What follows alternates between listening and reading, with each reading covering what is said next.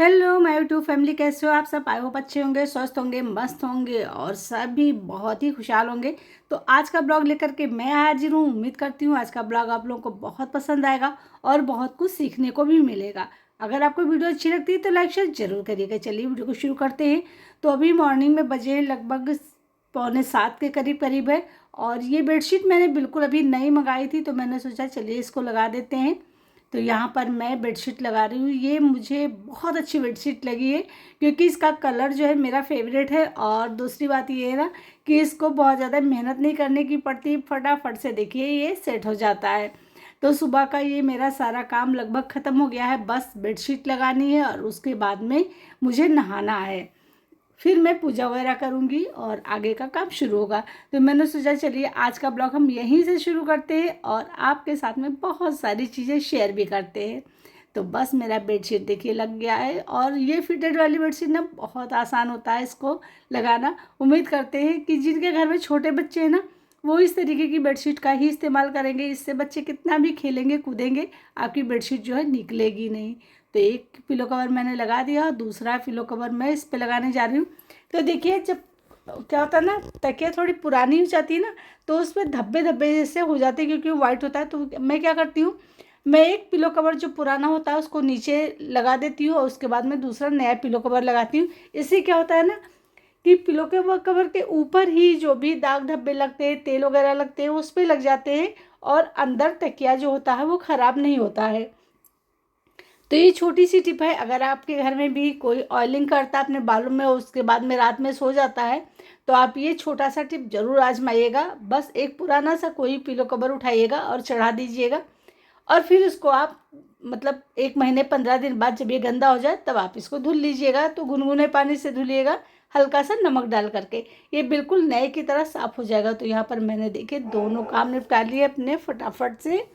सुबह सुबह अगर आप उठे और आपका बेड एकदम से अस्त व्यस्त पड़ा हो, सिकुड़ा हुआ पड़ी हुआ है बेडशीट, तो बिल्कुल कितना भी घर आपका ऑर्गेनाइज हो ना वो बिल्कुल अच्छा नहीं लगता है। तो मेरा पहला काम होता है, जब जैसे मैं फ्रेश होती हूँ उसके बाद में मैं आकर के पहला काम ये करती हूँ कि मैं बेड सही कर देती हूँ और उसके बाद में फिर मैं अदर्स काम शुरू करती हूँ। तो चलिए फ्रेंड, अब हमारा ये काम ख़त्म हो गया है और ये देख सकते हैं बिल्कुल बेडशीट ये उठती नहीं है। तो इसलिए मुझे सबसे अच्छी लगती है, कितना भी बच्चे खेले कूदे ये हटने वाली नहीं है। तो चलिए अब हम जा रहे हैं नहाने। नहाने के बाद में करेंगे पूजा और उसके बाद में मैं आप लोगों के साथ शेयर करूंगी अदर्स अपने काम। तो चलिए अब मिलते हैं थोड़ी देर में। तो हमने यहाँ पर देखिए नहा करके पूजा भी कर लिया है। आप भी दर्शन कर लीजिए मेरे लल्ला के और मेरी लाडो रानी के। देखिए कितने सुंदर लग रहे हैं आज, बहुत ही प्यारा सा आज का इनका जो दर्शन है। और यहीं पर मेरे जो सारे देवी देवता हैं यहीं पे रखे हुए, क्योंकि आजकल मैं मंदिर में पूजा नहीं करती हूँ तो मैंने यहीं पे नीचे अपने बेडरूम में इनको स्थापित कर लिया है। क्योंकि मैं नीचे बैठ करके पूजा नहीं कर सकती तो इसलिए मैं मंदिर में नहीं करती हूँ। तो मेरी पूजा यहाँ पे हो गई है। चलिए शुरू करते हैं आगे का काम, क्योंकि आज सुबह से बहुत सारा काम है। तो यहाँ पर सब्जी आ गई है और ये देखिए हमने सब्जी मंगाई है ढेर सारी।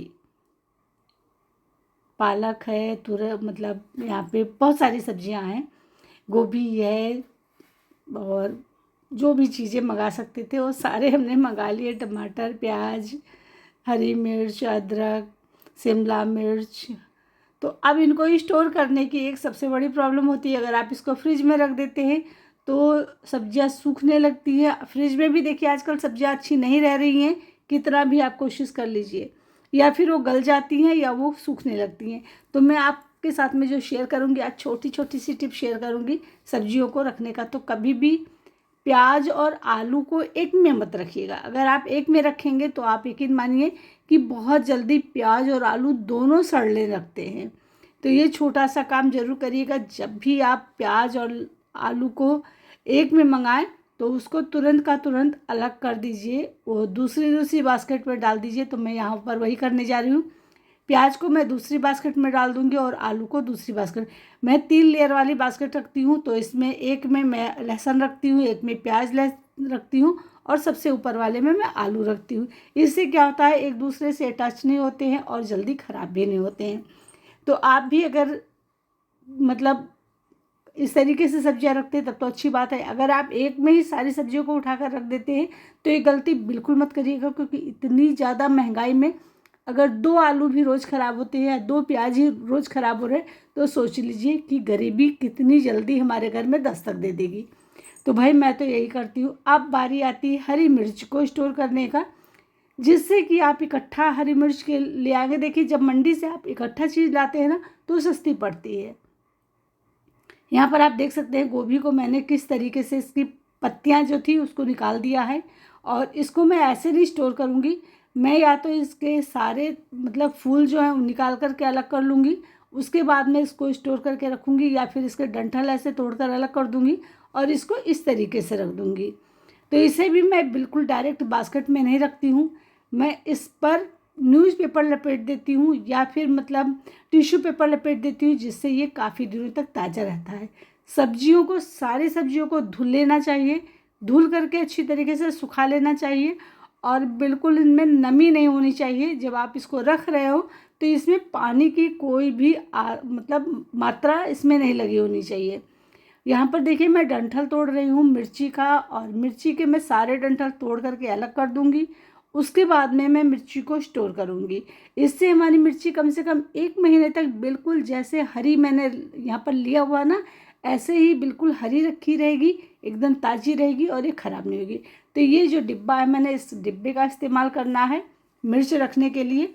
और सोया को मैं अच्छी तरीके से धुल लूँगी, पालक को मैंने धुल लिया है, और इसी तरीके से मैं सारी सब्जियों को जितनी पत्तेदार हैं उनको धुल करके पूरा सुखा लूँगी। उसके बाद में इनको मैं टिश्यू पेपर में या न्यूज़पेपर में लपेट करके रखूँगी, बिना फ्रिज के।